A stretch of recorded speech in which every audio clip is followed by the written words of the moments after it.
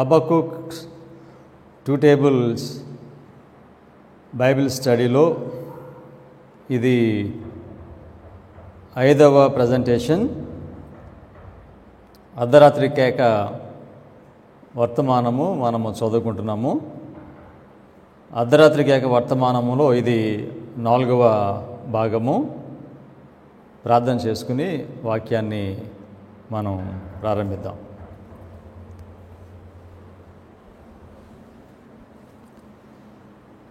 కృపగలిగిన మా పరలోకపు తండ్రి,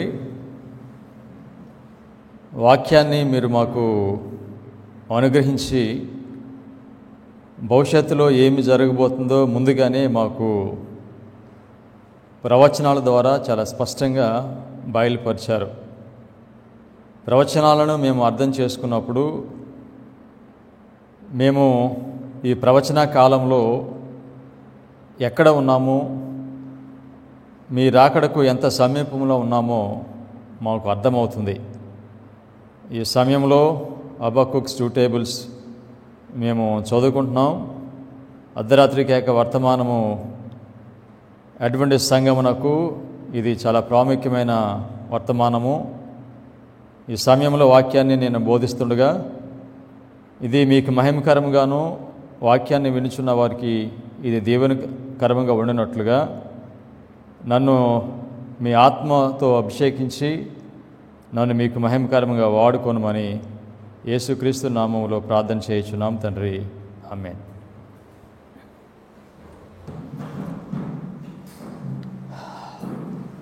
మిల్లరు ఆయన యొక్క అనుచరులు యేసుక్రీస్తు వారు 1843 సంవత్సరంలో వస్తారని బోధించారు. వారి బోధించిన ప్రకారముగా యేసుక్రీస్తు వారు 1843 సంవత్సరంలో రాలేదు. అప్పుడు ఏం జరిగింది?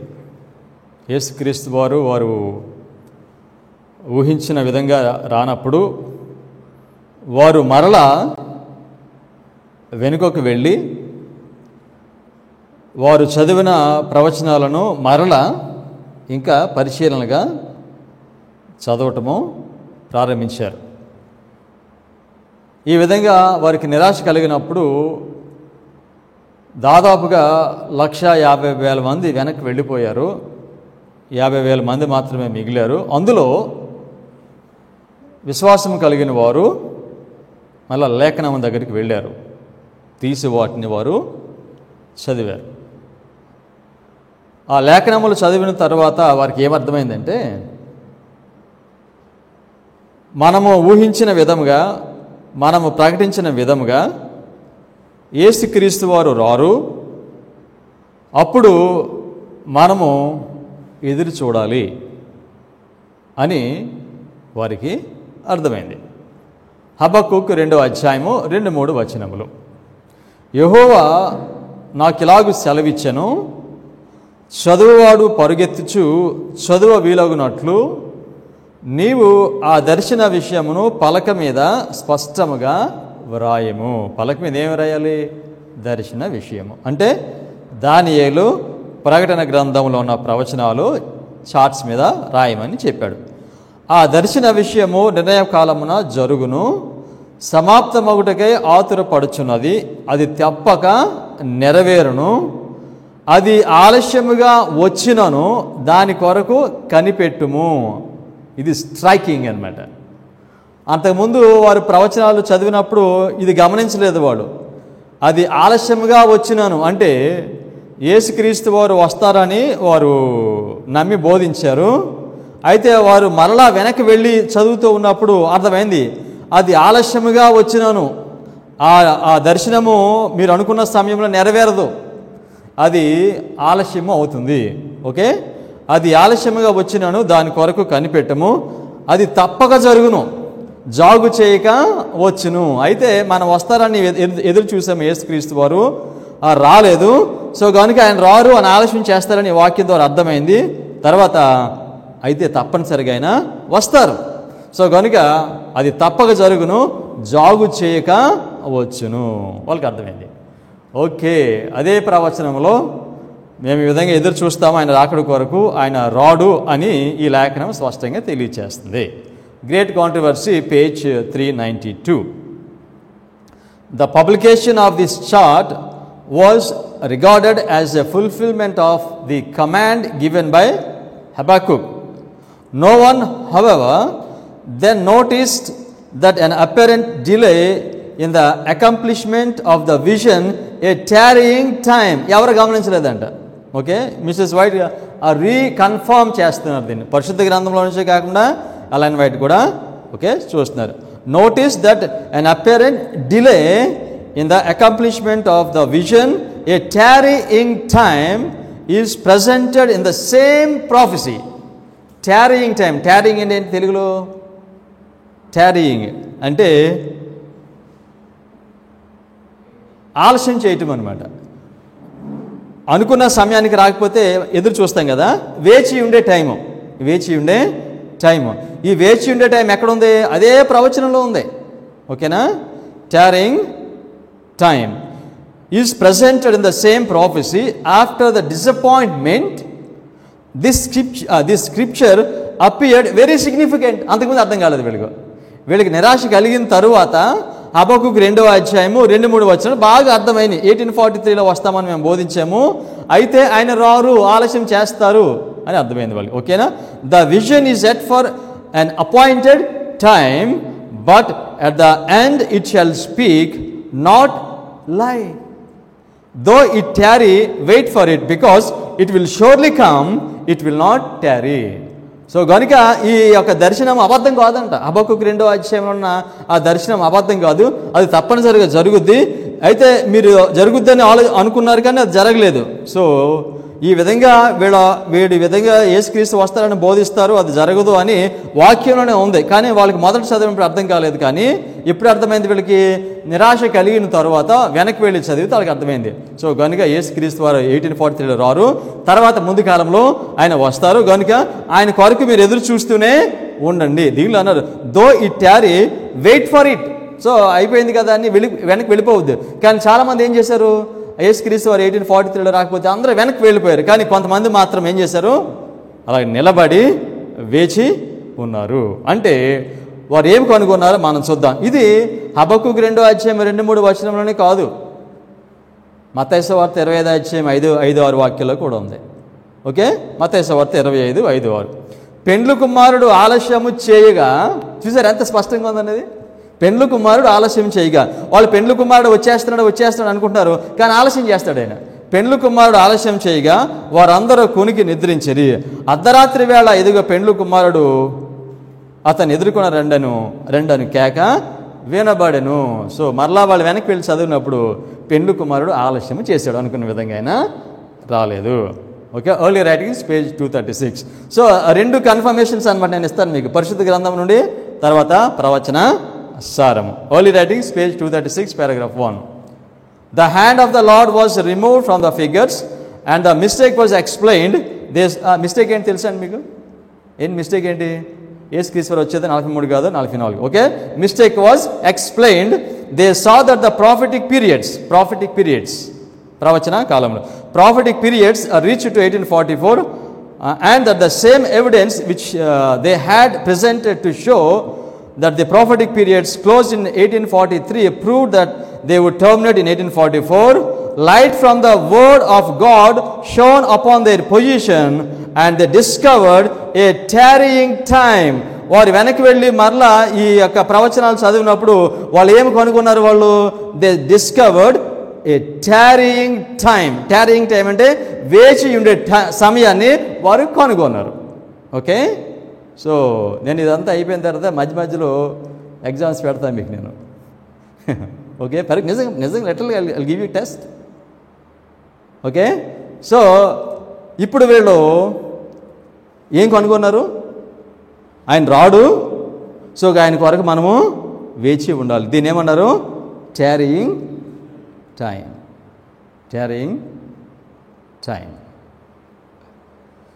ఈ tarrying టైం గురించి, ఈ వేచి ఉండే సమయం గురించి మనకి దానియేలు గ్రంథంలో కూడా ఉంది.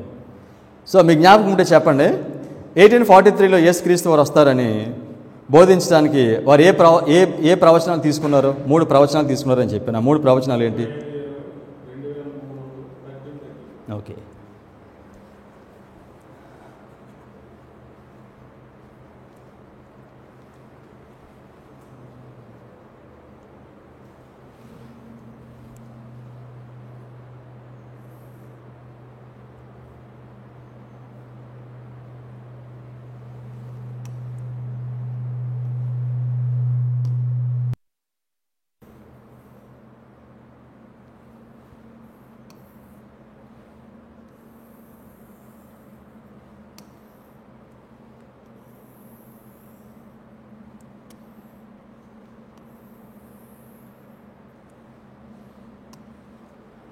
రెండు 2520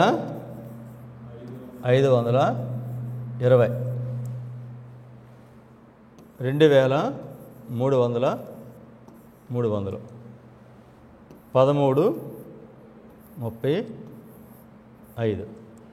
ఓకే, 2025 ప్రవచనము 677 BCలో ప్రారంభమై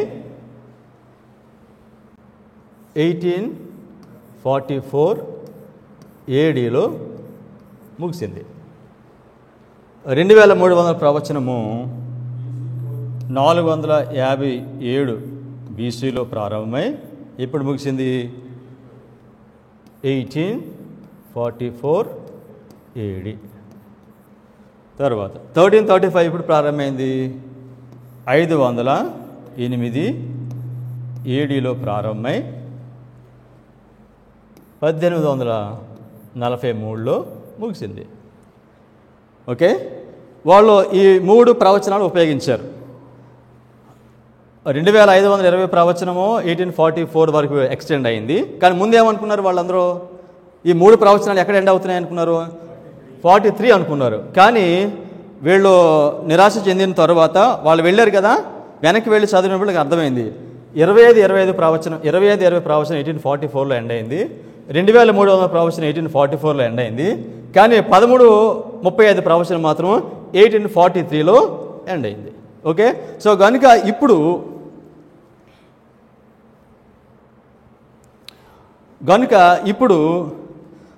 వారు ఇందాక చదివిన స్టేట్మెంట్ ప్రకారంగా వాళ్ళు వెనక్కి వెళ్ళి చదివినప్పుడు ఆ ప్రవచనాలు 1843లో కాదు 1844లో ఎండ్ అవుతున్నాయని చెప్పినప్పుడు ఎన్ని ప్రాఫెసీస్ని గురించి మాట్లాడుతున్నారు వాళ్ళు? 2 ప్రాఫెసీసే. సో 1843 నుంచి 1844 వరకు ఎక్స్టెండ్ అయిన ప్రాఫెసీస్ ఎన్ని? 2. 2520 ప్రవచనము, 2300 ప్రవచనం మాత్రమే. కనుక వాళ్ళ ప్రాఫిటిక్ పీరియడ్స్ ఎక్స్టెండెడ్ టు 1844 అంటే దానిలో ఏది లేదు? ఏ ప్రాఫెసీ లేదు? 1335 లేదు. ఎంత క్లియర్ అండి అసలు! ఎల్కేజీ స్టూడెంట్కి అర్థమైపోద్ది. Mrs White is talking about 2520 and 2300 days. ఆ 2 ప్రవచనాలే 1844 వరకు ఎక్స్టెండ్ అయినాయి. ఓకే, సో కనుక 2520 ప్రాఫెసీ ఎలన్ వైట్ అప్రూవ్ చేశారు. ఓకే, దానియేలు 12వ అధ్యాయము 11, 12 వచనములు. దానియేలు 12వ అధ్యాయము 12వ వాక్యం. 1335 దినములు తాళుకొని కనిపెట్టుకొనివాడు ధన్యుడు. అంటే 1335 సంవత్సరాల తర్వాత కనిపెట్టుకునేవాడు ధన్యుడు. ఆయన తాళుకుని కనిపెట్టుకునేవాడు ధన్యుడు. ఓకేనా? సో కనుక 1335 ప్రవచనము 1843లో ముగిసింది. ఈ చార్ట్లో మనం చూస్తాము 1335 ప్రాఫెసీ. ఓకేనా? అది 1843లో ముగిసింది. సో 2520 1843. కానీ ఈ చార్ట్లో 1843 అని ఉంటుంది. దీన్ని కరెక్ట్ చేస్తారు. కరెక్ట్ చేసినప్పుడు 2520 1844లో ఎండ్ అవుతుంది. 2300 1844లో ఎండ్ అవుద్ది.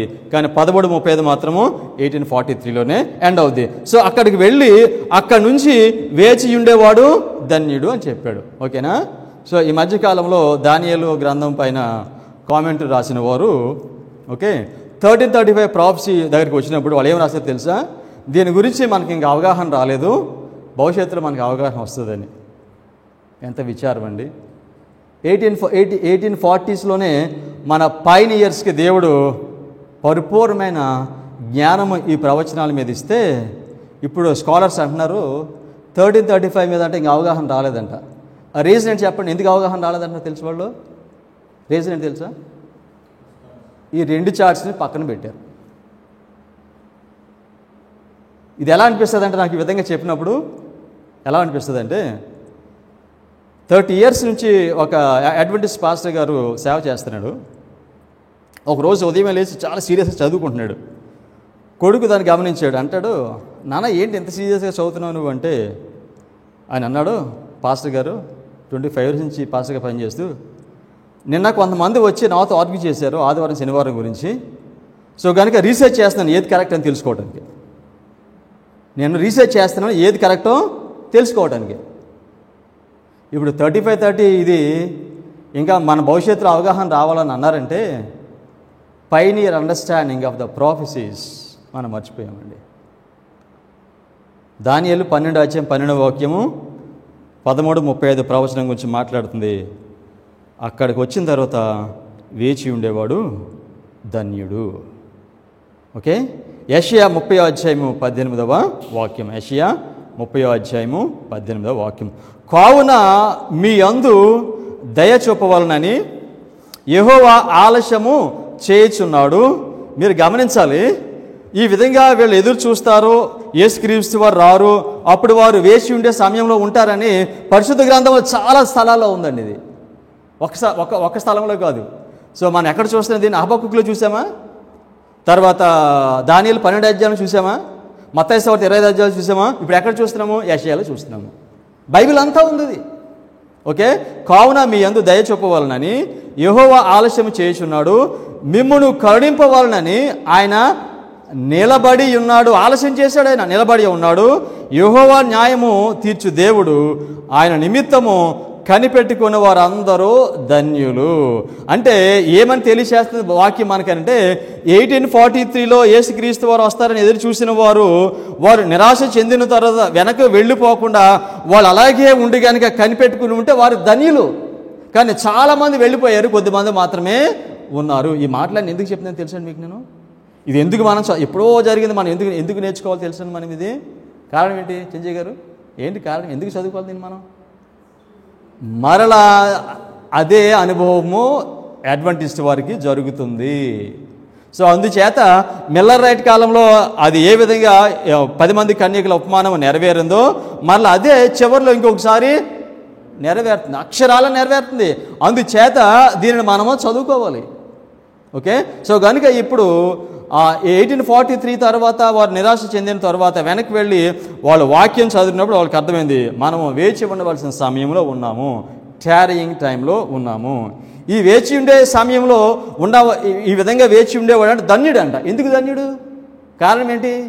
యెషయాలో చదివాం మనము, దయ చూపవాలనని. యేసుక్రీస్తు వారు రావడం ఎందుకు ఆలస్యం చేశారంట? దయ చూపవాలనని, మనల్ని కరుణింపవాలనని ఆయన ఆలస్యం చేశాడంట. ఓకే, ఆ దయ ఏమిటో, ఆ ఎందుకు యేసుక్రీస్తు వారు 1843 రాలేదో మనకి తెలుస్తుంది.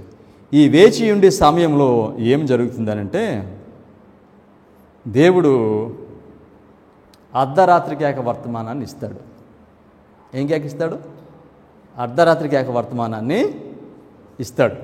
ఆ వర్తమానం ఇచ్చి ఆయన లోకము నుండి ఒక జనాంగాన్ని వేరుపరుస్తాడు. వేరుపరిచి వారితో నిబంధన చేస్తాడు. నిబంధన చేసి వారిని రక్షణ ప్రకటించడానికి లోకమంతటికి కూడా ఆయన ప్రతినిధులుగా వాడుకుంటాడు. ఎప్పుడైతే వారు అనుకున్న విధంగా యేసుక్రీస్తు వారు రాలేదో అప్పుడు ఏం ప్రారంభమవుతుందో తెలుసండి?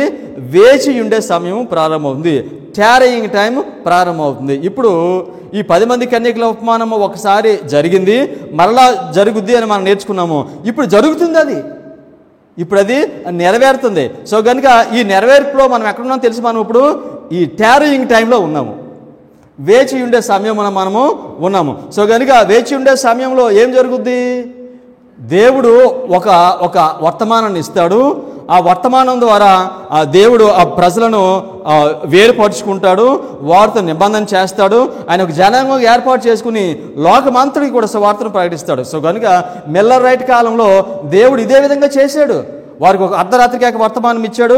దాని ద్వారా ఆ బుద్ధి కలిగిన కన్యకులను ఏర్పాటు చేసుకున్నాడు, వారితో నిబంధన చేశాడు, వారిని ప్రపంచమంతటికి కూడా సువార్త ప్రకటించడానికి ఎన్నుకున్నాడు. ఈ ప్రజలు ఎవరండి వీళ్ళు? ఈ ప్రజలు ఎవరు వీళ్ళు? Seventh day advantage. సో కనుక ఇప్పుడు ప్రజెంట్ ట్రూత్ ఏంటంటే, చాలాసార్లు మనం మాట్లాడతాం ప్రజెంట్ ట్రూత్ ఏమిటంటే, మనము ఇప్పుడు టారయింగ్ టైంలో ఉన్నాం, వేచి ఉండే సమయంలో ఉన్నాం. అంటే ఇప్పుడు ఏమొస్తుంది మనకి? ఏ వర్తమానం వస్తుంది? ఏ వర్తమానం? అర్ధరాత్రికి ఏక వర్తమానం వస్తుంది. సో అర్ధరాత్రికి ఏక వర్తమానం వచ్చినప్పుడు ఏం చేస్తుంది? అది దేవుని సంఘంలో ఉన్న వారిని అది వేరుపరుస్తుంది. బుద్ధి కలిగిన కన్యలు, బుద్ధి లేని కన్యకులను అది వేరుపరుస్తుంది అనమాట. టారయింగ్ టైం. అయితే ఈ టారయింగ్ టైం, వేచి ఉండే సమయము ఎప్పుడు ప్రారంభమైంది? 1798 ఫస్ట్ ఏంజల్స్ మెసేజ్ అంత్యకాలం ప్రారంభమైంది. ఓకేనా? ఇది ఫస్ట్ ఏంజల్స్ మెసేజ్. ఇది ఎప్పుడు ఎంపవర్ అయింది? 1840. ఓకే, ఆగస్ట్ 11 ఎంపవర్ అయింది first angels message. Second angels message ఎప్పుడు వచ్చింది? 1842 జూన్. Okay, 2A. ఇది ఎప్పుడు ఎంపవర్ అయింది? 1844 ఆగస్ట్ 12 to 17. ఓకేనా? మూడో దూత వర్తమానం ఎప్పుడు వచ్చింది? సో ఇప్పుడు ఆ రెండో దూత వర్తమానానికి అది ఎంపవర్ అవడానికి మధ్యన ఏముంది ఇప్పుడు చెప్పాలి మీరు. ఇప్పుడు మధ్యన ఏముంది ఇక్కడ? 1842లో ఇది వచ్చింది కదా. దీనికి మధ్యన ఏమో తెలుసా? ఇక్కడ టారయింగ్ టైం, టారయింగ్ టైం. దీనికి ఎంపవర్మెంట్కి దీనికి మధ్యన టారయింగ్ టైం. ఇది ఎప్పుడు? ఇది మీరు ఎవరు చెప్పాలి, ఇది ఎప్పుడు వచ్చింది టారయింగ్ టైం? 1844 మార్చ్ 23. ఓకేనా? అంతేనా? సో ఇప్పుడు థర్డ్ ఏంజల్స్ మెసేజ్ ఎప్పుడు వస్తుంది తెలుసా? 3 AM ఎప్పుడు వస్తుంది? 1844 అక్టోబర్ 22. ఓకేనా? సో ఈ మెసేజ్ ఎప్పుడు ఎంపవర్ అవుతుంది? థర్డ్ ఏంజల్స్ మెసేజ్ పైన రాస్తాను, సామలేదు కనుక. 9/11 సెప్టెంబర్ 11, 2001 మూడు దూతల వర్తమానము అది శక్తి పొందుతుంది. సో కనుక ఇదంతా ఏమి హిస్టరీ తెలుసండి? ఇది మిడ్ నైట్ క్రై హిస్టరీ. 10 మంది కన్యకల ఉపమానం యొక్క చరిత్ర ఇది. సో కనుక 1798లో అంత్యకాలం ప్రారంభమైంది. మొదటి దూత వర్తమానం ఇక్కడ వచ్చింది. 1840లో ఆటోమన్ ఎంపైర్ కూలిపోవడంతో ఆగస్ట్ 11న మొదటి దూత వర్తమానం ఎంపవర్ అయింది. రెండవ దూత వర్తమానం 1842లో జూన్లో వచ్చింది. అది 1844 ఆగస్ట్ 12 to 7 ఎగ్జిస్టర్ క్యాంప్లో ఇది ఎంపవర్ అయింది. దీనికి మధ్యన 1844 మార్చ్ 23న టారయింగ్ టైము వచ్చింది. ఇప్పుడు మనం ఈ టైంలో ఉన్నాం. సో కనుక థర్డ్ ఏంజల్స్ మెసేజ్ 1844 అక్టోబర్ 22లో వచ్చింది. ఇది ఎప్పుడు ఎంపవర్ అవుద్ది? సెప్టెంబర్ 11, 2001లో ఎంపవర్ అవుతుంది. ఓకేనా? సో కనుక మీరు అందరూ అర్థం చేసుకోవాలి ఏంటంటే, వేచి ఉండే సమయము 1844వ సంవత్సరము మార్చి 23న ప్రారంభము అయింది. సో ఇప్పుడు నేను మీకు చెప్పాను కదా. సో కనుక ఇప్పుడు ఇది రిపీట్ అవుతుంది. ఆల్రెడీ ఈ యొక్క ఉపమానము మళ్ళా రిపీట్ అవుతుంది. సో కనుక ఇప్పుడు మనకి టారింగ్ టైం ఎప్పుడు ప్రారంభమైంది? ఇప్పుడు చెప్పను దాన్ని. ఓకేనా? సో దీన్ని చెప్పాలనంటే దానికి చాలా స్టోరీ నేను మీకు వెనకాల దాని ముందు నేను మీకు చెప్పాలి. మనకి టారింగ్ టైము ప్రారంభమైంది, అదే టైంలో మనం ఉన్నాము. ఇప్పుడు దేవుడు ఏం చేస్తున్నాడు? ఆ టారింగ్ టైంలో ఆయన ఏం చేస్తాడనంటే ఒక జనాంగాన్ని ఎన్నుకుంటాడు, వారితో నిబంధన చేస్తాడు, వారిని దేవుడు ఆఖరి వర్తమానం ప్రకటించడానికి ఎన్నుకుంటాడు. సో కనుక ఇప్పుడు సెవెంత్ డే అడ్వెంటిస్ట్ సంఘంలో ఉన్న వారిని ఆయన ఇప్పుడు ఈ టారింగ్ టైంలో ఏం చేస్తున్నాడు? ఎన్నుకుంటున్నాడు. వారిని జనాంగంగా ఎన్నుకునే వారితో నిబంధన చేస్తాడు. సో కనుక ఈ చరిత్ర మనం ఎక్కడ చూస్తున్నాము?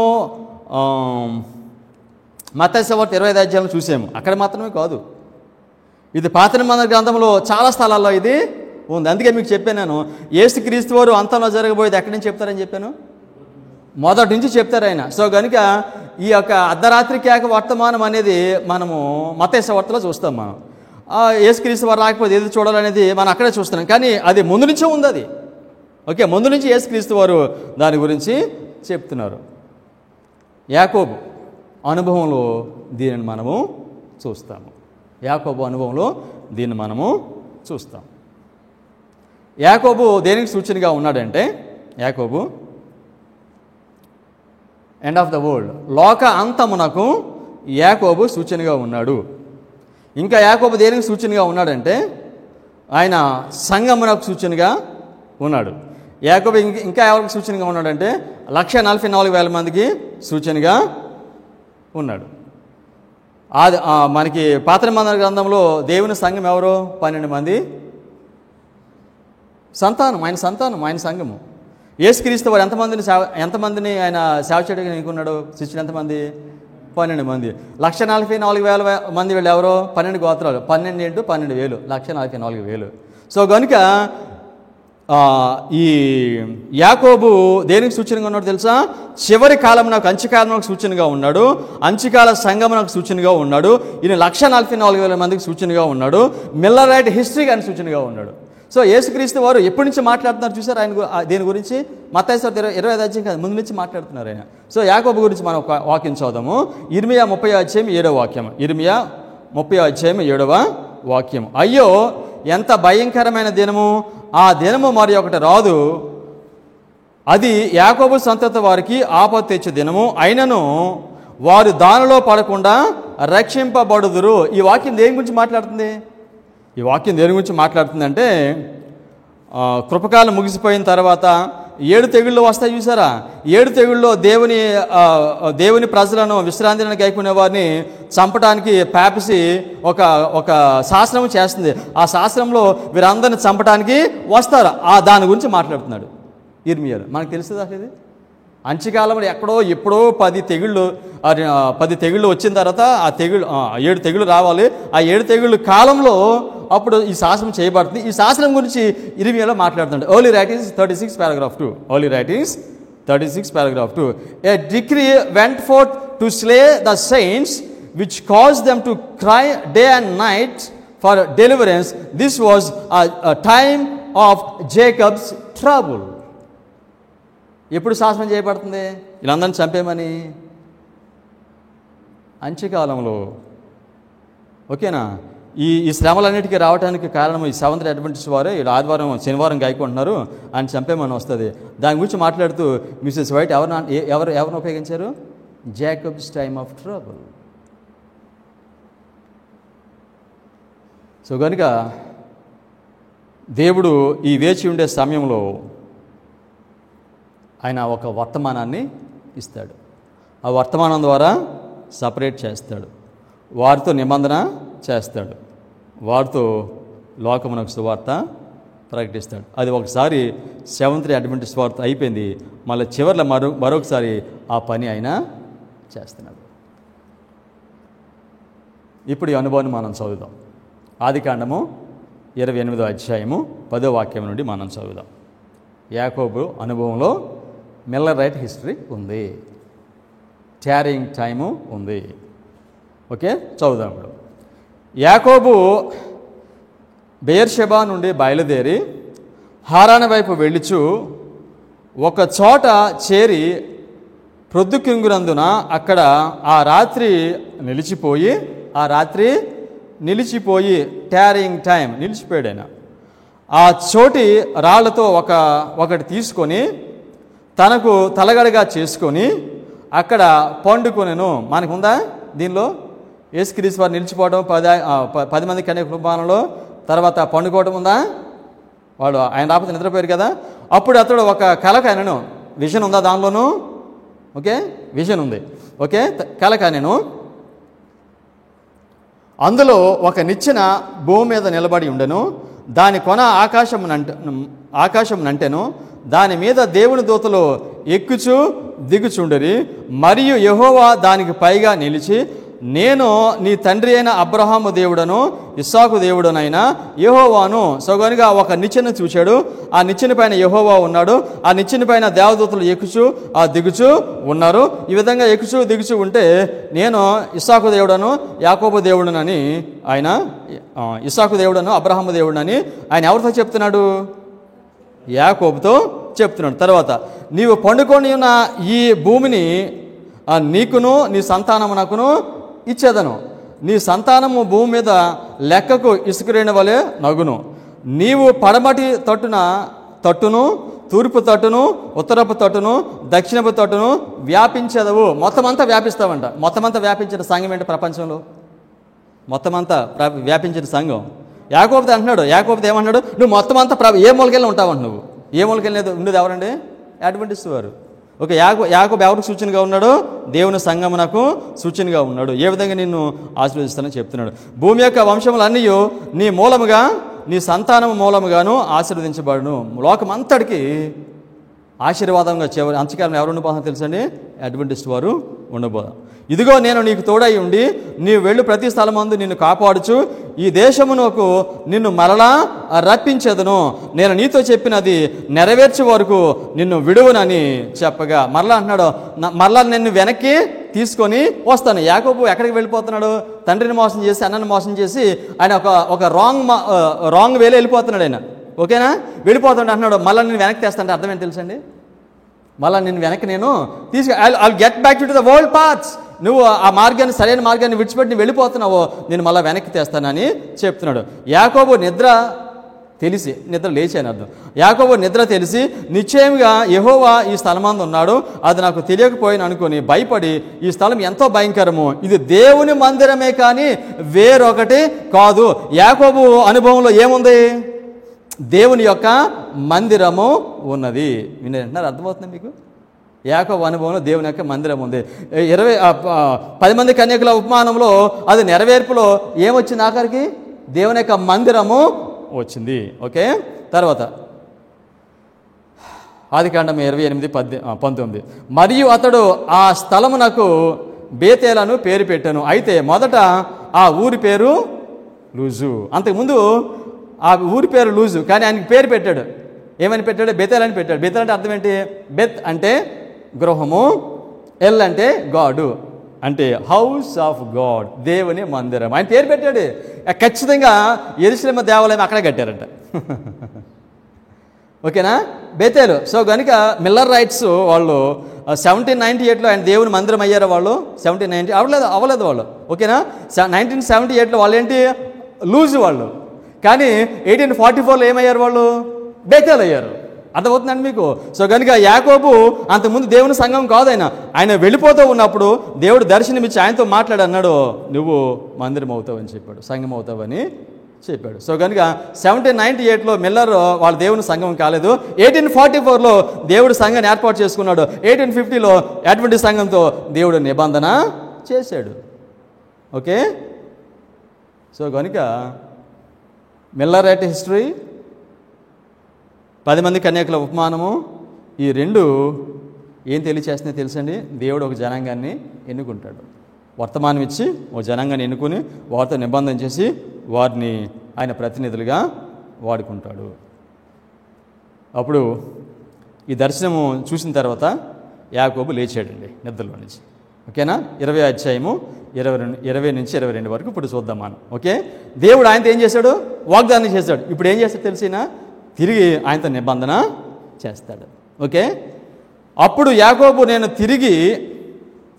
తిరిగి నా తండ్రి ఇంటికి క్షేమంగా వచ్చినట్లు, తిరిగి నా తండ్రి ఇంటికి క్షేమంగా వచ్చినట్లు. సో కనుక నేను వస్తాను. ఓకేనా? ఓల్డ్ పాత్స్ వచ్చినట్లు దేవుడు నాకు తోడయ్యుండి నేను వెళ్ళుచున్న ఈ మార్గములో నన్ను కాపాడి తినుటకు ఆహారమును, ఏంటంట? తినుటకు ఆహారమును, ధరించుకున్నటకు వస్త్రము. తినుటకు ఆహారం ఇస్తాడంట. తినటానికి ఆహారం ఏంటండి?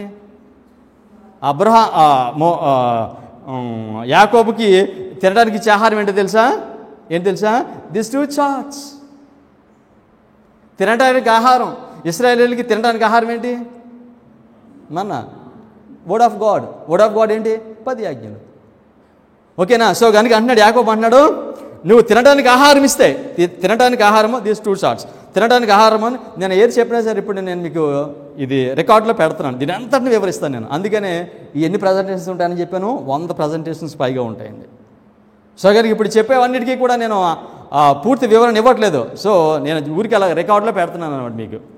సో తర్వాత కాలంలో ఇవన్నిటిని కూడా నేను ప్రతి దాన్ని కూడా దేవుని కృపను బట్టి వివరిస్తాను. తినటకు ఆహారము, ధరించుకున్నటకు వస్త్రములను నాకు దయచేసిన ఎడల యెహోవా నాకు తోడై ఉండును, మరియు స్తంభముగా నేను నిలిపిన ఈ రాయి దేవుని మందిరమగును. ఎవరు దేవుని మందిరము?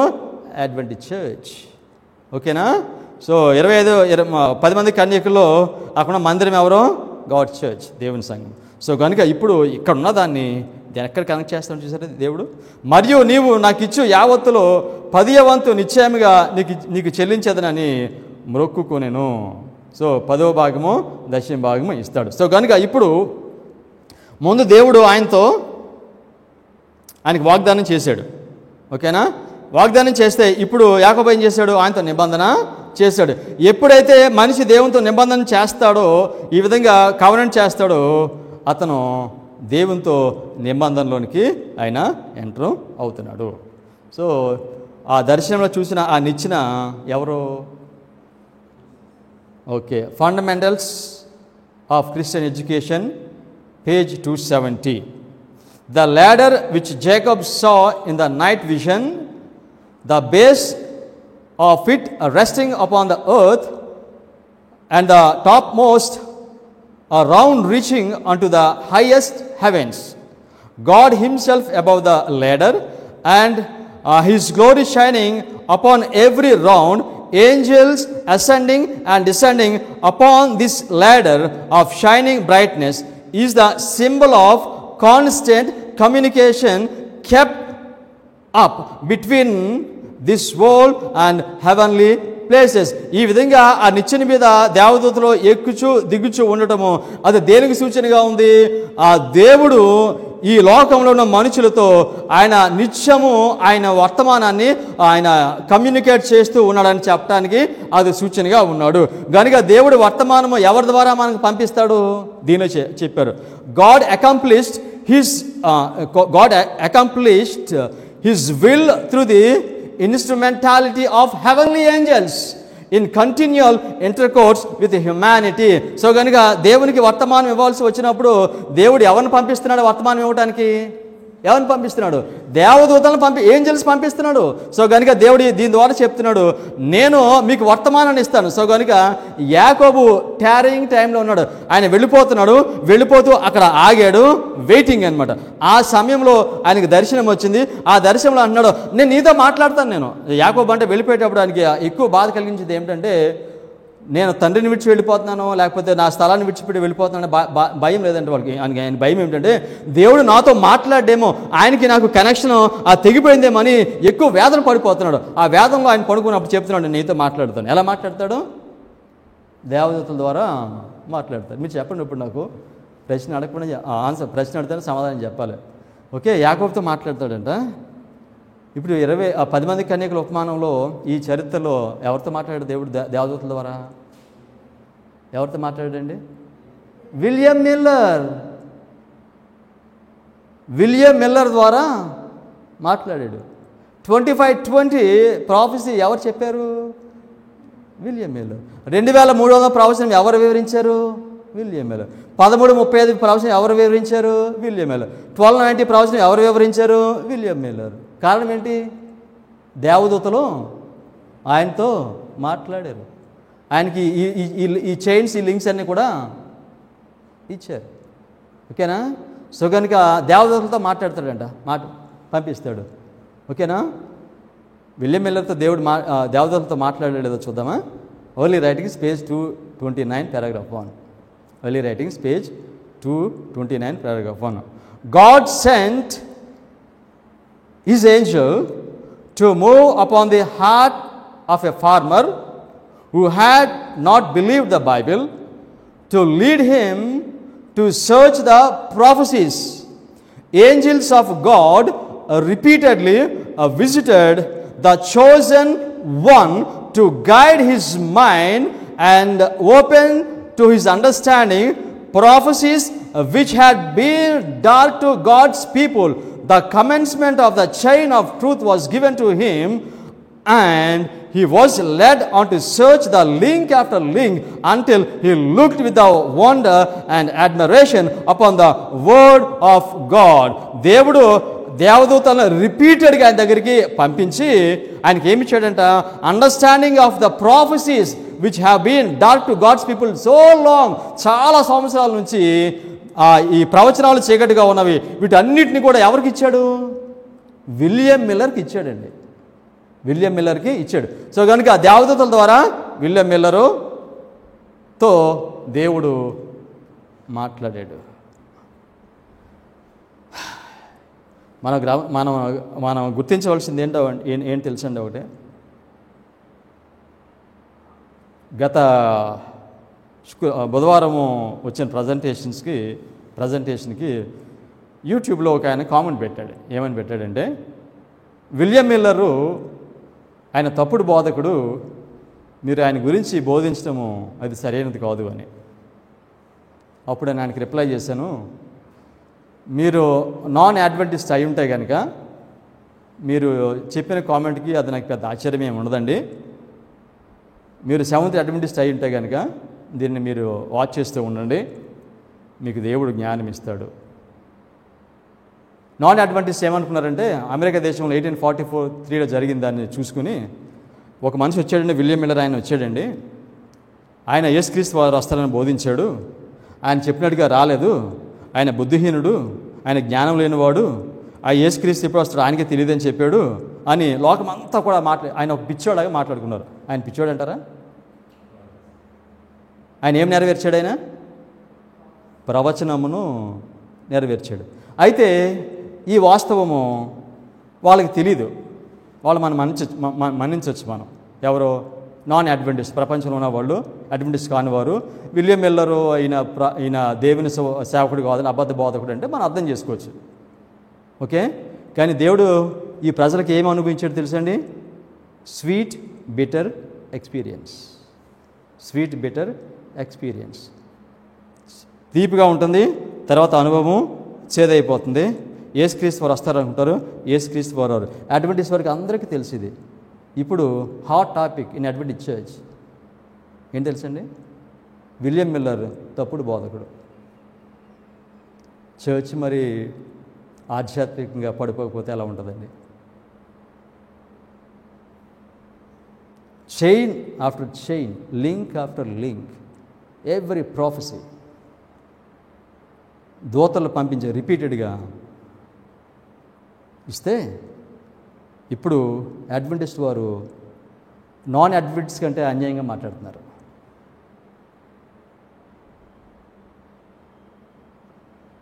ఈ 10 మంది కన్యకుల ఉపమానము గురించి మిస్సెస్ విడ్ ఏమన్నారండి? ఇది అడ్వెంటిస్ట్ వారి యొక్క అనుభవం అని చెప్పారు కదా, గ్రేట్ కాంట్రవర్సీలో 393 పేజీలో. ఈ అనుభవం ఏంటిది? అడ్వెంటిస్ట్ వారి యొక్క అనుభవము. ఈ అనుభవంలో ఈ నడిపించడంలో ప్రధానమైన వ్యక్తి ఎవరండి? ప్రధానమైన వ్యక్తి 1842, 1844 మధ్యన ఈ మిల్లరైట్ మూవ్మెంట్ను ఇది ఒక ఉప్పెనలాగా అమెరికా దేశాన్ని అంతటిని కుదిపేసింది ఈ వర్తమానం ద్వారా. దీనికి ప్రధానమైన వ్యక్తి ఎవరండి? William Miller. అటువంటి మనిషిని ఆయన ఇప్పుడు అబద్ధ బోధకుడు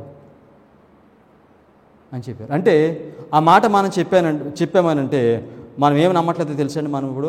మనం ఏమి నమ్మట్లేదంటే అడ్వెంటిస్ట్ మూవ్మెంట్ని నమ్మట్లేదు. మనం 1842, 1844 మధ్యన ఏం జరిగిందో మనకు తెలియదు కనుక దానిని మనము నమ్మట్లేదు. విలియం మిల్లరు ఆయన తప్పుడు బోధకుడు అని అంటే we are rejecting the advent experience that took from 1840 to 1844. ఈ 1840 to 1844లో ఎవరు మెయిన్ పర్సన్? జేమ్స్ వైటా, ఎలన్ వైటా, శామ్యుయల్ స్నోవా, జోసై లిచ్చా? ఎవరు? William Miller. దేవుడు ఆయన ఎన్నుకొని ఈ ఉద్యమాన్ని అంతటిని కూడా నడిపించి ఆయన ద్వారా ఏమొచ్చింది? దేవుని సంఘము వచ్చింది. దేవుడు చెప్తున్నాడు, మరలా ఇదే రిపీట్ అవుద్ది. మిల్లర్ రైట్ మూవ్మెంట్ మరలా ఎండ్ టైంలో మళ్ళా రిపీట్ అవుద్ది. విలియం మిల్లర్ తప్పుడు బోధకుడు అని అంటే ఆయన is attacking spirit of prophecy. ప్రవచన సారమునైనా అటాక్ చేస్తున్నాడు. విలియం మిల్లర్ తప్పుడు బోధకుడు అని అంటే దేవుని వాక్యాన్ని నీవు తృణీకరిస్తావు. ఒక మాట చెప్తానండి మీకు నేను. ఈ ప్రపంచంలో నాన్ అడ్వెంటిస్ట్ వారు ధర్మశాస్త్రం కొట్టివేయబడిందని చెప్తారు. ఓకే, ధర్మశాస్త్రం కొట్టివేయబడిందని చెప్పడానికి ఎందుకు చెప్తున్నారు వాళ్ళు అలాగా? బైబిల్ అంతా కూడా అది మొదటి నుంచి చివరి వరకు అది చాలా తేటగా ఉంది. ధర్మశాస్త్రం యేసుక్రీస్తు వరకు కొట్టేశారని చెప్పడానికి కారణం ఎందుకు అంటున్నారు వీళ్ళు? లిల్లీ ఎందుకు కొట్టేశారని చెప్తున్నారు? దీన్ని కారణం ఏంటి? ఈ ధర్మశాస్త్రంలో ఒకటి లేకపోతే ఇంక మాట చెప్పరు వాళ్ళు. ఏంటి తెలుసా? ధర్మశాస్త్రంలో విశ్రాంతి దినము, ఈ సబ్బాతు దినము లేకపోతే కనుక ఈ భూమి మీద ఏ మనిషి కూడా ధర్మశాస్త్రము కొట్టివేయబడిందని చెప్పడండి. ఏ మనిషి అయినా ధర్మశాస్త్రము కొట్టివేయబడింది అని ఆయన చెప్తున్నాడు అనంటే కారణం ఏంటి తెలుసా? ఆయన విశ్రాంతి దినమును అంగీకరించలేక ఒక్క మాటలు అంటాడు, ధర్మశాస్త్రము కొట్టివేయబడింది. ఏ మనిషి అయినా అడ్వాంటేజ్లో ఏ మనిషి అయినా సరే జ్ఞాపకం పెట్టుకోండి మీరు, my brothers and sisters, it's my humble request. ఎవరైనా సరే అడ్వాంటేజ్ చర్చ్లో విలియం మిల్లరు ఆయన తప్పుడు బోధకుడు అన్నారంటే వాళ్ళు ఎందుకంటారు తెలుసా? 25-20 ప్రాఫెసీని వారు యాక్సెప్ట్ చేయలేక విలియం మిల్లర్నే తప్పుడు బోధకుడు అని చెప్తున్నారు. We will continue. Fundamentals of Christian Education, page 270. This ladder reveals a direct and important channel of communication with the inhabitants of the earth. The ladder represented to Jacob the world's redeemer, who links earth and heaven together. Everyone who has seen the evidence and light of the truth and accept the truth, professing his faith in Jesus Christ, is a missionary in the highest sense of the word. He is the receiver of heavenly treasure, and it is high duty to impart them, to diffuse and spread, to diffuse that which he had received. So ganuka ఎప్పుడు receive చేసుకున్న వర్తమానం ఇది? వేచి ఉండే సమయంలో దేవుడిచ్చిన వర్తమానము తీసుకున్న వారు ఏం చేయాలంట? దీనిని లోకమంతటికి ఒక మిషనరీగా వారు పనిచేయాలి. ఇప్పుడు మిల్లరైట్ కాలంలో దేవుడు అర్ధరాత్రికి ఏక వర్తమానము ద్వారా వర్తమానాన్ని ఇచ్చాడు. ఈ వర్తమానం ద్వారా దేవుని సంఘం వచ్చింది. ఈ దేవుని సంఘము లోకమంతటికి మిషనరీగా ఉన్నారు, లోకమంతటికి వారు బోధించారు. సో కనుక ఆదికాండము యాకోబు అనుభవంలో దేవదూతల ద్వారా వర్తమానము ఇచ్చాడు. ఇది ఎవరికి సూచనగా ఉంది? విలియం మిల్లర్కి దేవదూతల ద్వారా వర్తమానము ఇచ్చాడు. ఇప్పుడు వర్తమానం ఇచ్చాడు తర్వాత ఏం జరుగుతుంది చెప్పండి? సంఘము వస్తుంది. Review and Herald, July 20, 1897. Review and Herald, July 20, 1897. God is dishonored when we don't receive communication which He sends us. దేవుడు మనకు పంపించిన వర్తమానాన్ని మనం అంగీకరించకపోతేనంట దేవుడు మనం ఏం చేస్తున్నాము? అవమానపరుస్తున్నాము. సో కనుక ఇది దేవుడు పంపించే వర్తమానం. ఎప్పుడు పంపించే వర్తమానం ఇది? కమాన్, ఎప్పుడు పంపించే వర్తమానము? వేచి ఉండే సమయంలో, టారింగ్ టైంలో ఆయన పంపించే వర్తమానాన్ని మనం తీసుకోకపోతే we are dishonoring God. Thus we refuse the golden oil which He would pour into our souls to be communicated to those in darkness. So ఈ చీకట్లో ఉన్న వారందరికీ కూడా మరలా మనము వెలుగు ఇవ్వటం కొరకు దేవుడు వర్తమానము ఇచ్చాడు. సో కనుక 1260 సంవత్సరాల కాలంలో లోకమంతా చీకటిగా ఉంటే ఈ చీకటిలో ఉన్న లోకాన్ని ఆ వెలుగులో నడిపించడానికి దేవుడు మొట్టమొదటిగా ఏ ఉద్యమాన్ని తీసుకొచ్చాడు? మిల్లరైట్ ఉద్యమాన్ని, అడ్వాంటేజ్ మూవ్మెంట్కి తీసుకొచ్చాడు. దాని ద్వారా సముద్ర అడ్వాంటేజ్ సంఘాన్ని తీసుకుని వచ్చాడు. ఈ సంఘం ద్వారా లోకమంతటికి కూడా ఆయన సువార్తను ప్రకటించాడు. Okay, thus we refuse the golden oil which He could pour into our souls to be communicated in those in darkness. When the call shall come, behold the bridegroom cometh. See, ఎక్కడి నుంచి ఎక్కడ connect చేస్తాను చూసారు మీరు దీన్ని? So behold bridegroom cometh. ఎక్కడుంది ఇది? పెండు కుమారుడు వస్తున్నాడనే వర్తమానం ఎక్కడుంది? మత్తయి వార్త 20వ అధ్యాయము 10 మంది కన్యకల ఉపమానంలో. మెసేజ్ బట్టి దేన్ని కనెక్ట్ చేస్తున్నారు చూస్తున్నారు మీరు? ఓకేనా? Okay. Go ye out to meet him, those who have not received the holy oil, who have not cherished the grace of Christ in their hearts, will find like the foolish virgins. ఈ వేచి ఉండే సమయంలో, ఈ టారింగ్ టైంలో దేవుడిచ్చే ఈ వర్తమానమును అంగీకరించకపోతే ఆ మనిషి ఏమవుతాడు తెలుసా అండి? he will become foolish virgin. So 10 మంది కన్యకుల ఉపమానంలో 2 భాగాలు మనం చూస్తాం. బుద్ధి కలిగిన వారు, బుద్ధి లేని వారు. వీళ్ళిద్దరికి వ్యత్యాసం ఏమిటంటే అర్ధరాత్రికి వర్తమానం అంగీకరించిన వారు బుద్ధి కలిగిన కన్యకులు, ఈ వర్తమానం అంగీకరించిన వారు బుద్ధి లేని కన్యకులు. కనుక ఈ యొక్క ప్రవచన, ఈ యొక్క 10 మంది కన్యకుల ఉపమానం మళ్ళా నెరవేరుతుంది. సో కనుక సెవెంత్ అడ్వెంటిస్ట్ సంఘంలో మళ్ళా దేవుడు బుద్ధి కలిగిన కన్యకులను, బుద్ధి లేని వారిని ఆయన వేరుపరుస్తున్నాడు. ఆయన వేరుపరచడానికి ఏం పంపిస్తాడు? Mid night cry. ఎప్పుడు పంపిస్తాడు దాన్ని? వేచి ఉండే సమయంలో ఆయన దాన్ని పంపిస్తాడు. We are living in the right of the time.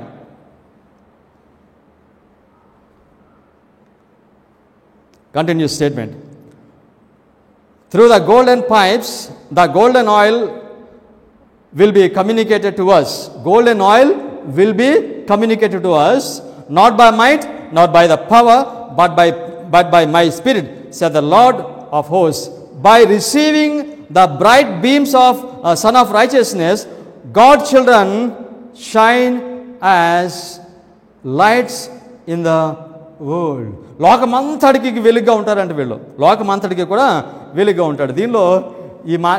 దీనిలో ఈ యొక్క స్టేట్మెంట్లో మిసెస్ వైట్ 2 ఉపయోగించారు. ఏం తెలుసా? గోల్డెన్ పైప్స్, గోల్డెన్ ఆయిల్ అంది. Golden oil. What is that golden oil? Golden oil, golden pipes. Golden oil మనం బైబిల్లో ఒక పుస్తకంలో చూస్తాం. ఎక్కడ? Golden oil. Excellent. Jakarayya. Thank you very much. Jakarayya. So మీరు ఒకసారి ఆలోచించండి, మిసెస్ వైట్ దేన్ని కనెక్ట్ చేస్తున్నారు చూడండి. జెనసిస్ 28, ఓకేనా? తర్వాత మత్తయి వార్త 25వ అధ్యాయము, జకరయ్య 4వ అధ్యాయము, తర్వాత మత్తయి వార్త 21వ అధ్యాయం. సో కనుక అర్ధరాత్రి కేక వర్తమానము నీకు బైబిల్ అంతా కనిపిస్తుంది నీకు. అందుకని దేవుడు ఇతర వర్తమానం ఇచ్చినప్పుడు అది మొదటి నుంచి ఇవ్వటము ఆయన ప్రారంభిస్తాడు. మనం చూద్దాం. జకర్యా 4వ అధ్యాయం 9వ వాక్యము. జకర్యా 4వ అధ్యాయం 9వ వాక్యము. జెరుబ్బేలు చేతులు ఈ మందిరపు పునాది వేయించినవి. జెరుబ్బేలు ఎవరు? జెరుబ్బేలు ఎవరు ఆయన? బబులోను దేశంలో 70 వారాలు వాళ్ళు బానిసలుగా ఉన్న తర్వాత వారు శాసనం చేసిన తర్వాత వెనక్కి వచ్చిన తర్వాత ఓ జనాంగాన్ని తీసుకుని ఆయన వచ్చి ఆయన ఏం పని చేస్తాడు? ఆయన మందిరాన్ని కడతాడు. యాకోబు జీవితంలో మందిరం చూస్తున్నాం మనము, ఈ జెరుబ్బేలు జీవితంలో మందిరం మనము చూస్తున్నాము. మిల్లరైట్ టైంలో మనం మందిరం చూసాము, మళ్ళీ రిపీట్ అవుతుంది. దానిలో స్పిరిచువల్ టెంపుల్ మనం చూస్తాం. ఓకే. జెరుబ్బేలు చేతులు ఈ మందిరపు పునాది వేయిస్తున్నవి. అతని చేతులు ముగించును. అప్పుడు సైన్యములకు అధిపతి యెహోవా నన్ను మీ యొద్దకు పంపించి ఉన్నాడని నీవు తెలుసుకుందువు. తర్వాత జకర్యా 4వ అధ్యాయం 11-12 వాక్యాలు. జకర్యా 4వ అధ్యాయం 11-12 వాక్యాలు. ఓకేనా? దీపస్తంభమునకు ఇరు ప్రక్కల నుండి ఈ 2 ఒలివ చెట్లు ఏమిటనియు ఈ 2 బంగారపు కొమ్ములు, బంగారపు గోల్డెన్ పైప్స్. మిసెస్ వైట్ అంటారు గోల్డెన్ పైప్స్. ఈ 2 బంగారపు కొమ్ములలో నుండి సువర్ణ తైలమును కొమ్మరించు. ఒలివ చెట్లకున్న ఆ 2 కొమ్ములను ఏమిటని నేను అతనిని అడుగుతున్నాడు. ఈ దర్శనం చూసిన తర్వాత ఏంటివి నాకు చూపిస్తా. 2 ఒలివ చెట్లు అన్నాడు. వెంటనే వాటిని అన్నాడు 2 బంగారపు కొమ్ములు అన్నాడు. ఈ 2 బంగారపు కొమ్ములు ఏంటి? సో ఈ 2 బంగారపు కొమ్ముల ద్వారా ఏం పంపిస్తున్నాడు? ఆయన ఆయిల్ పంపిస్తున్నాడు. ఓకేనా? ఈ 2 బంగారపు కొమ్ముల ద్వారా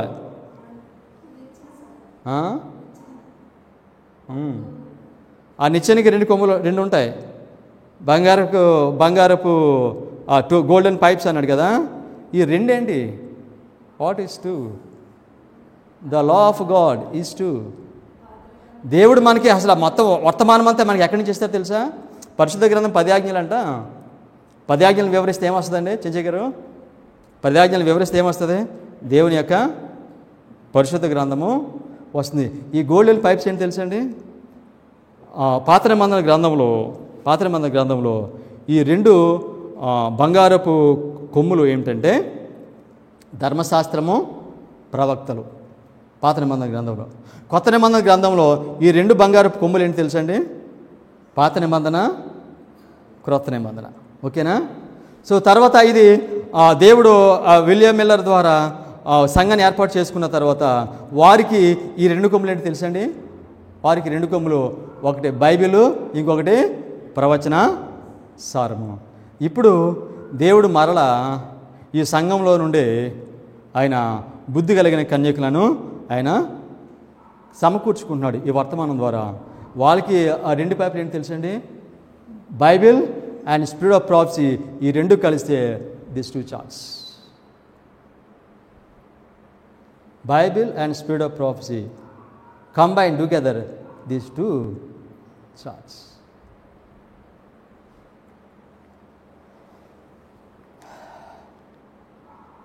వేచి ఉండే సమయం. ఆయన వస్తాడు, రారు, వేచి ఉండే సమయం. ఇంకో చోట ఉంది, మత్తయి సువార్త 21వ అధ్యాయం. యేసుక్రీస్తు వారికి బాగా ఇష్టమైన వ్యక్తి ఎవరండి భూమి మీద ఉన్నప్పుడు? లాజరు ఆయనకి అనారోగ్యం వచ్చింది, చనిపోయే స్థితిలో ఉన్నాడు. అప్పుడు వర్తమానం వెళ్తుంది ఆయన దగ్గరికి రమ్మని. యేసుక్రీస్తు వారు వెళ్ళరు. అందరూ అనుకున్నారు ఆయన నిజంగా మెస్సయ్య అయితే, ఆయన నిజంగానే శక్తి ఉంటే వచ్చి లాజర్ని స్వస్థపరిచి ఆయన మెస్సయ్య అని ఆయన ప్రూవ్ చేసుకోవచ్చు కదా అని వాళ్ళు అనుకున్నారు. కానీ యేసుక్రీస్తు వారు రాలేదు. ఏం చేశారు? ఆయన ఆలస్యము చేశారు. యేసుక్రీస్తు వారు ఆలస్యం చేశారంటే ఏంటి? ఇప్పుడు ఏం జరుగుతుంది? నెక్స్ట్ ఏం జరుగుతుంది? ఆలస్యం అయిందంటే ఏం జరుగుతుంది? Next what will come? Tarrying time వచ్చిందంటే ఏమొస్తుంది? వర్తమానం వస్తుందండి. దేవుడు తనను తాను ఆయన బయలుపరుచుకుంటాడు. ఎప్పుడైనా సరే ఆయన ఆలస్యం చేశాడనంటే 1843లో రాలేదంటే ఆయన ఆలస్యం చేశాడంటే వారికి కావాల్సిన వర్తమానాన్ని పంపిస్తున్నాడు. సో కనుక యేసుక్రీస్తు వారు ఆయన ఆలస్యం చేశారు. సో ఇప్పుడు వాళ్ళందరికీ కూడా ఒక గొప్ప వెలుగును ఆయన ఇవ్వబోతున్నాడు. గ్రేటెస్ట్ రెవల్యూషన్ నేను మెస్సయ్యను అని అందరికీ తెలియచేయడానికి ఒక సూచనను వారికి ఇవ్వబోతున్నాడు. అది ఏంటో మనం చదువుదాం. Desire of ages page 529.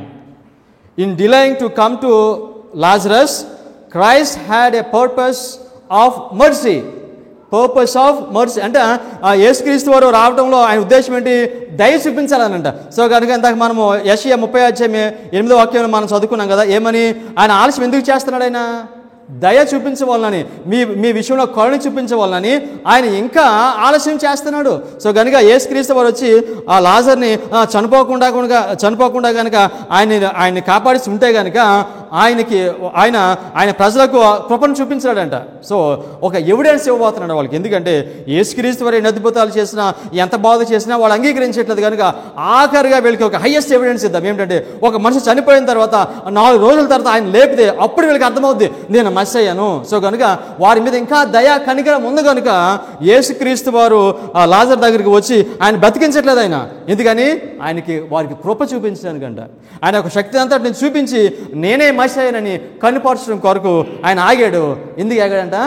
కృప చూపించడానికి. సో కనుక యేసుక్రీస్తు వారు ఎందుకు ఆగుతారు? దయ చూపిస్తారు. సో కనుక ఆ విధంగా యేసుక్రీస్తు వారు వెయిట్ చేసినప్పుడు రాకుండా ఆయన రాకడ కొరకు ఎదురు చూసిన వాళ్ళందరూ ధన్యులు అవుతారు. ఎందుచేతనంటే దేవుడు వాళ్ళకి వెలుగు ఇస్తాడు, తను తాను బయలుపరుచుకుంటాడు. Okay. So in delaying to come to Lazarus, Christ had a purpose of mercy toward those who had not received him.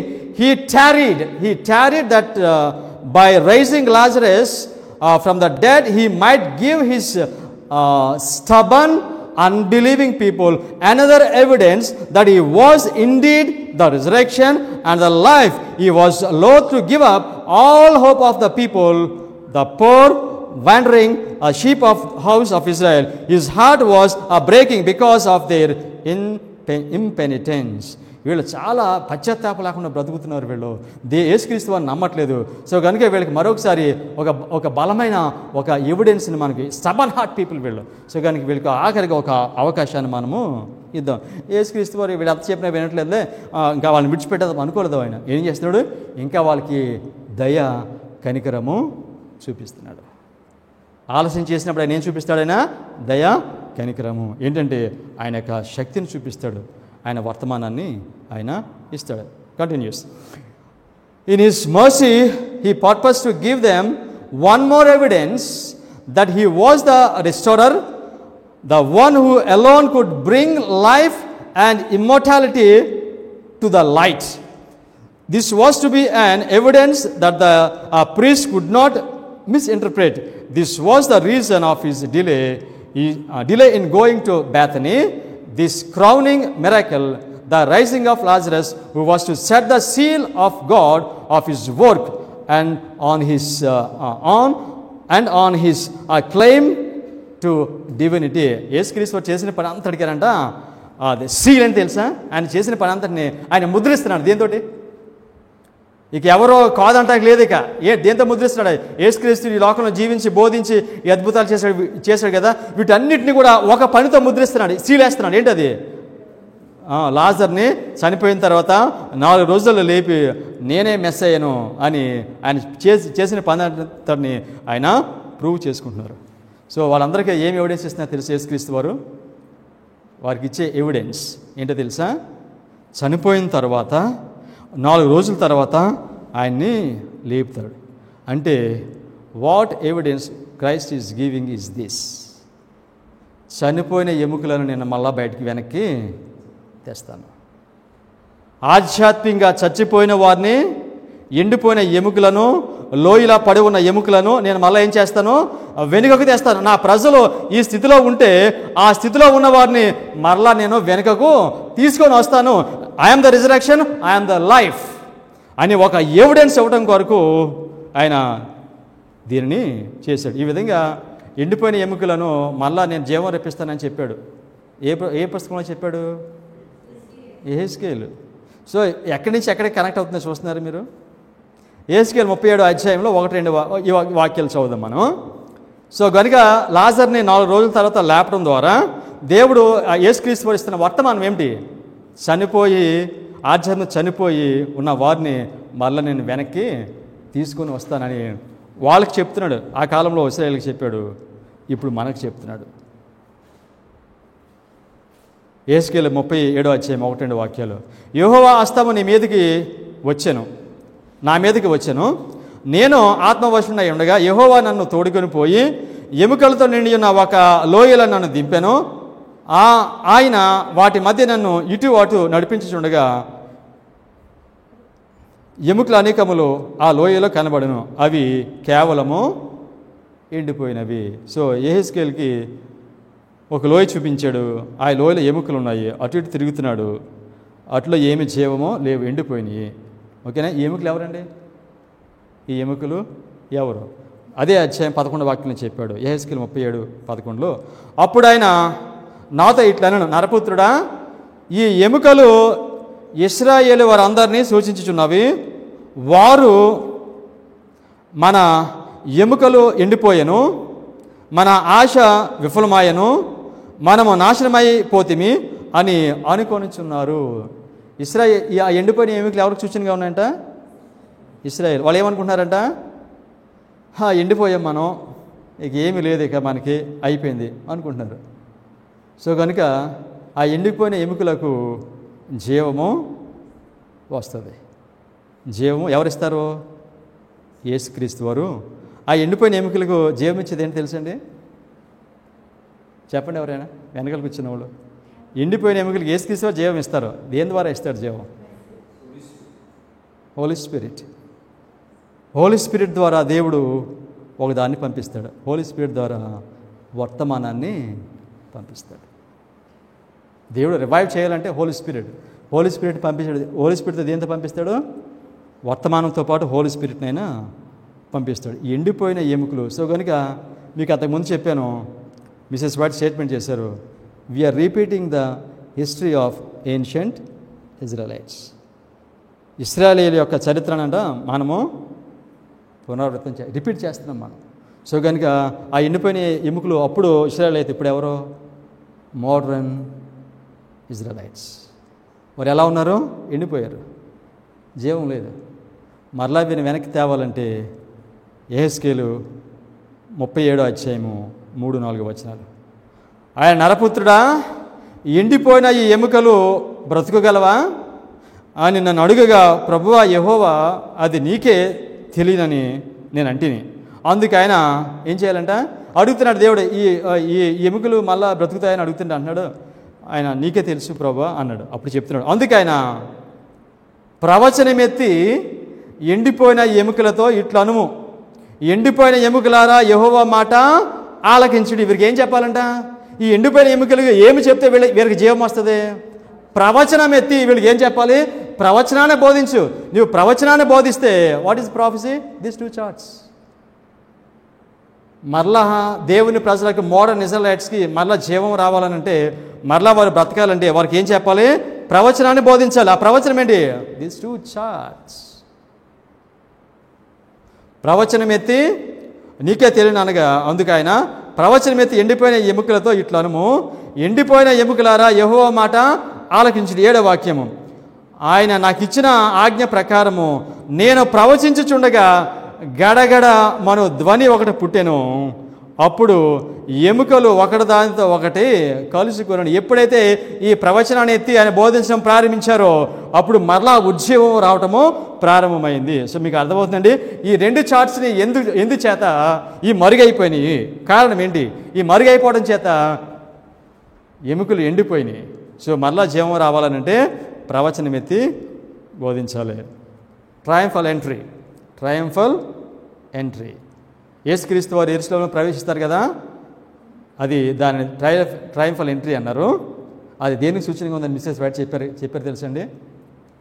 మిల్లరైట్ కాలం టైంలో యేసుక్రీస్తు వారు 2సారి వస్తారని బోధించారు కదా 1843లో.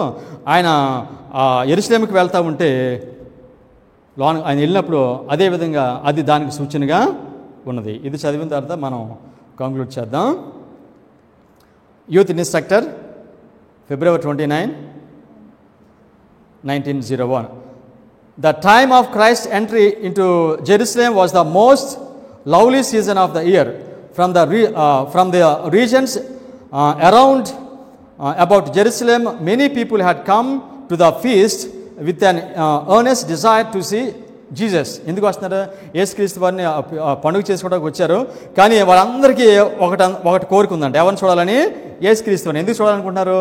The crowning miracle of the Savior in raising Lazarus from the dead had a wonderful effect upon the people, and a large and enthusiastic multitude was drawn to the place where Jesus was tarrying. యేసుక్రీస్తు వారు ఏం చేస్తున్నారు? ఆయన wait చేస్తున్నారు ఇక్కడ. ఓకేనా? Wait చేస్తున్నారు. So ఈ అనుభవంలో మనము ఏం చూస్తామనంటే, అప్పుడు యేసుక్రీస్తు వారు ఎక్కడున్నారు? ఈయన బేతనీలో ఉన్నారు. సో శిష్యులు ఆయన దగ్గరికి వెళ్తే శిష్యులు కానీ ఒక మాట చెప్తాడు. ఏమంటాడంటే, మీరు వెళ్ళండి, బెత్పేగ్ అనే ప్రదేశంలో ఉన్నప్పుడు అంటాడు, మీరు వెళ్ళి ఏమి తీసుకురమ్మన్నాడు? ఆయన ప్రయాణం చేయడానికి గాడిదని తీసుకుని రమ్మన్నాడు. సో ఈ గాడిద దేనికి సూచనగా ఉందో తెలుసండి? యేసుక్రీస్తు వారి గాడిద మీద వెళ్తున్నారు. So now I'm putting something in the record. ఆ గాడిది ఇస్లాంకు సూచనగా ఉంది. ఇస్లాం. ఓకే, భవిష్యత్తు దీని గురించి మనము చదువుతాం. ఓకే, సో కానీ next continue. This was the first time during his life of ministry that Christ had consented to ride, and the disciples interpreted this move to be an indication that he was about to assert his kingly power and authority and take his position on the David's throne. So కనుక యేసుక్రీస్తు వారు లాజర్ని స్వస్థపరిచిన తర్వాత ఆయన యెరూషలేము వస్తూ ఉంటే ఈ ప్రజలందరూ ఏమనుకున్నారంట? ఓకే, ఇప్పుడు దావీదు సింహాసనం పైన ఈయన కూర్చోబోతున్నాడు. ఇంతకాలం నుంచి మేము రోమా పరిపాలన బానిసత్వంలో ఉన్నాము, మాకు విడుదల కలుగు చేస్తున్నాడు, కనుక ఆయన రాజుగా వస్తున్నాడు అనుకున్నారు. 1843లో దేవుని ప్రజలు ఏమనుకున్నారు? మిల్లరైట్ మూవ్మెంట్స్ ఏమనుకున్నారు? వాళ్ళు యేసుక్రీస్తు వారు రాజుగా ఈ లోకమునకు వస్తున్నాడు అనుకున్నారు. సో కనుక మిస్సెస్ వైట్ వారు మిల్లరైట్స్ ఏమనుకున్నారో అది ఎక్కడ జరిగింది తెలుసండి?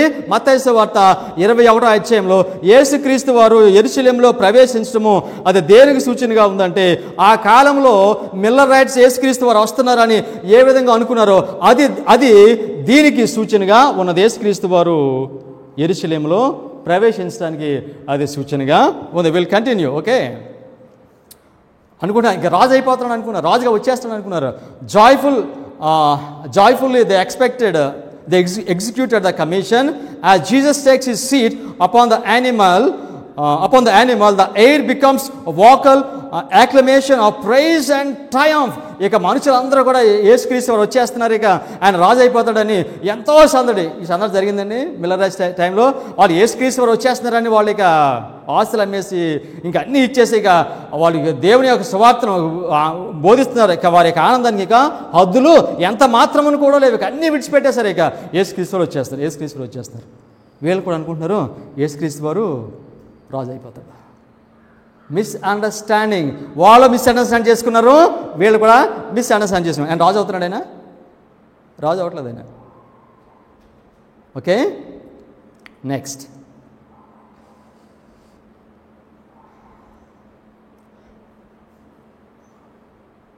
Okay, he bears no outward sign of royalty, he wears no dress of state, nor he followed by a train of soldiers. ఆయన ఏమన్నా ఆయన రాజులాగా బట్టలు వేసుకున్నాడా? వేసుకోలేదు. ఓకేనా, ఆయన రాజులాగా వస్త్రాలు ఏమి అయినా వేసుకోలేదు. ఆయన రాజుకి లక్షణాలు ఏమైనా చూపిస్తున్నాడా? చూపించలేదు. ఆయన వెనకాల ఏమైనా పెద్ద పెద్ద సైన్యం ఉన్నారా రాజు అయిపోవడానికి? సైన్యం కూడా లేరు. వీళ్ళు ఎవరో లేకపోయినప్పటికీ కూడా వీళ్ళు అనుకుంటున్నారు ఈయన రాజు అయిపోతాడని అనుకుంటారు. But he is surrounded by a company wrought up to the highest pitch of excitement. They cannot restrain the joyous feelings of expectancy that animate their hearts. ఇక ఎవరు ఆపలేకపోతున్నారండి. ఇక యేసుక్రీస్తు వారు వస్తున్నారు, వారి యేసు కేకలో వారి యొక్క సందడి మనకు తెలుసు. ఇక ఓకేనా, వారికి ఎవరిని ఇక రిస్ట్రైన్ చేయలేక ఆపలేకపోతున్నారు ఇక వాళ్ళని. యేసుక్రీస్తు వారు వచ్చేస్తున్నారని. సో యేసుక్రీస్తు వారు వస్తున్నారని తెలిసినప్పుడు వాళ్ళు ఏం చేశారండి? ఆ దారి పొడవున బట్టలు వేశారు, గాడిద పైన బట్టలు వేశారు. హోసన్న హోసన్న, జయము జయము, ఇక రాజు అయిపోతున్నాడు, జయము జయము అని వాళ్ళు ఏం చేశారు తెలుసా? మత్తయి సువార్త 21:9. జన సమూహములలో ఆయనకు ముందు వెళ్ళిచుండిన వారు వెనుక వచ్చిచుండు వారును, దావీదు కుమారునికి జయము ప్రభువ, జయము ప్రభు పేరట వచ్చున్న వాడు స్తుతింపబడును గాక, సర్వోన్నతమైన స్థలములో జయము అని ఏమేస్తారండి? కేకలు వేసి ఉండరి. Midnight cry, midnight cry. వీళ్ళందరూ కేకలు వేస్తున్నారు. ఇదంతా వర్తమానం అనమాట. ఇంకే ఆయన రాజు అయిపోతున్నాడు. సో 1840 to 1843 మధ్యన వీళ్ళు అదే విధంగా యేసుక్రీస్తు వారు వస్తున్నారని వారు నమ్మారు. Speed of prophecy volume 4 page 250. Okay, దీనిని ఎలా కనెక్ట్ చేస్తారు చూడండి Mrs White. The midnight cry was not so much carried by argument, though the scripture proof was clear and conclusive. So mid night cry గురించి మాట్లాడితే అంటారు అది లేదంట, అది అవసరం లేదంట. సో మిస్సెస్ వైట్ చెప్తున్నారు, the midnight cry was not so much carried by argument, though the scripture proof was clear and conclusive. పరిశుద్ధ గ్రంథం మనకి ఏం తెలియజేస్తుంది? అర్ధరాత్రి కేక గురించి తెలియజేస్తుంది. సరే, లేదని చెప్పడానికి లేదు. There went with it an impelling power that moved the soul. There was no doubt, no questioning. Upon the occasion, Christ triumphal entry. Mrs White దేని పోలుస్తున్నారు? మిడ్ నైట్ క్రైని క్రైస్ట్ ట్రయంఫుల్ ఎంట్రీతో పోలుస్తున్నారు. Into the Jerusalem, the people who were assembled from all parts of the land to keep the feast flocked to the Mount of Olives, and as they joined the throng that were escorting Jesus, they caught the inspiration of the hour and helped to swell the shout, "Blessed he that cometh in the name of the Lord." Matthew 29:9. యేసుక్రీస్తు వారు వస్తున్నారని వారు ఆ విధంగా కేకలు వేస్తూ వారు సంతోషిస్తూ చెప్పారు. Next, in like manner did unbelievers who flocked to the Adventist meetings, some from curiosity, some merely ridicule, feel the convincing power attending the message, "Behold the bridegroom cometh." So ఎంత చక్కగా కనెక్ట్ చేశారు దీన్ని. మత్తయి సువార్త 21:25 ఆవిడ కలిపారు. ఇక్కడ దేనికి కలిపారు? అర్ధరాత్రి కేకకి కలిపారు. అర్ధరాత్రి కేక విలియం మిల్లర్ వాళ్ళు బోధించినప్పుడు, యేసుక్రీస్తు వస్త్రాన్ని బోధించినప్పుడు ఏం జరిగింది? రాలేదు. సో కనుక వీళ్ళందరూ అనుకున్నారు యేసుక్రీస్తు వారు ఇక రాజు అయిపోతాడు అనుకున్నారు. వాళ్ళందరికీ నిరాశ కలిగింది, చనిపోయారు, రాలా. సో మిల్లర్ టైంలో కూడా వాళ్ళందరూ వస్తారని చూశారు, వారికి నిరాశ ఎదురైంది. సో ఇప్పుడు ఆఖరిగా ఒకటి అడిగి నేను ఒకటి చెప్పి క్లోజ్ చేస్తాను. యేసుక్రీస్తు వారి సమయంలో ఈ కేకలు వేసింది ఎవరు? వాళ్ళు వేసిన కేకలు దేనికి సూచనగా తెలుసా? మిడ్ నైట్ క్రై మెసేజ్కి సూచనగా ఉంది. ఈ కేకలు వేసింది ఎవరు? తెలుసండి? మిల్లర్ రేట్స్ అప్పుడు అర్ధరాత్రి కేక వర్తమానం బోధించారు, ఓకేనా.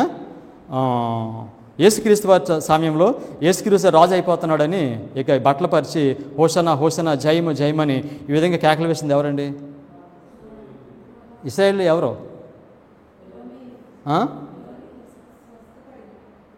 ఎవరు తెలుసండి? ప్రీస్ట్ కాదండి, లీడర్స్ కాదండి, నాయకులు కాదండి. ఎవరు తెలుసండి? చదువుదాం మనం. 2 వాక్యాలు చదివి ముగిద్దామండి. 2 వాక్యాలు చదివి ముగిద్దామా? 2 వాక్యాలు చదివి మనం ముగిద్దాం. The youth instructor, February 29, 1901. Those who have once been blind, but whose eyes have felt the healing touch of the Son of God, led the way. ఎవరైతే యేసుక్రీస్తు చేత స్వస్థపరచబడ్డారో వారందరూ వచ్చారండి, ఓకేనా. వారందరూ వచ్చారు. సో కనుక ఆయన మార్గాన్ని సిద్ధపరిచేది, ఆ కేకలు వేసేది ఎవరంటే యేసుక్రీస్తు ద్వారా ఎవరెవరైతే వారు స్వస్థపడ్డారో, ఎవరికైతే స్వస్థత కలిగిందో వారందరూ వచ్చారు ఇక, okay. Next, they press close to the side of Jesus while one whom he has raised from the dead leads the animal upon which he is seated. ఆ యానిమల్ ఆ గాడిద మీద కూర్చుంటే ఆ గాడిదని నడిపిస్తున్నారు. ఎవరు నడిపిస్తున్నారు గాడిదని? గాడిద నడిపించే మనిషి ఎవరు చెప్పాలండి, మరి చదివిన తర్వాత. గాడిదని నడిపించేది లాజరు అండి. ఈ వాజ్ హీల్డ్. ఆ చనిపోయిన వాడిని లేపాడు ఆయన. ఆ చనిపోయిన ఆ డెడ్ బోన్స్ని బయటికి వెనక్కి ఆయన తీసుకుని వచ్చాడు. సో కనుక ఈ అర్ధరాత్రి కేక వేసేది ఎవరో తెలుసండి? Not priest, not leaders, not the people are in the high position. ఎవరైతే యేసుక్రీస్తు ద్వారా స్వస్థపరచబడ్డారో వాళ్ళు. Statement continues. Those ones dead and deaf with ears open and tongues unloose help to swell the glad hosanna. ఎవరెవరైతే యేసుక్రీస్తు ద్వారా స్వస్థత పొందారో వాళ్ళు ఎవరంటే? కుష్ఠరోగులు, దెయ్యం పట్టినవారు, చనిపోయి లేచిన వారు, విధవరాళ్ళు, మూగవారు, కుంటివారు, గుడ్డివారు, రోగులు, వీళ్ళందరూ కూడా కేకలు వేస్తున్నారు. ఒక మాట చెప్తానండి, ఈ అర్ధరాత్రి కేకనిచ్చేది ఎవరు తెలుసా? People who are transformed by the power of Christ will give midnight cry message, not the leaders. Do you understand what I'm saying? ఎవరైతే యేసుక్రీస్తు యొక్క శక్తి చేత రూపాంతరం చెందుతారో వారు ఎందుకు పనికిరాని వాళ్ళు. What is Miller? Is a farmer. So కనుక ఈ వర్తమానము, ఈ టారింగ్ టైంలో ఉన్న వర్తమానము, స్కాలర్స్, ఆ థియోలజియన్స్, ఈ ఎన్ని షార్ట్స్ లేవండి ఇవి. 25-27 ప్రొఫెసర్ కాదండి. మిల్లర్ రేట్ అసలు అతను మంచి బోధకుడే కాదండి ఆయన. కానీ దేవుడు ఎవరిని లేపుతాడు?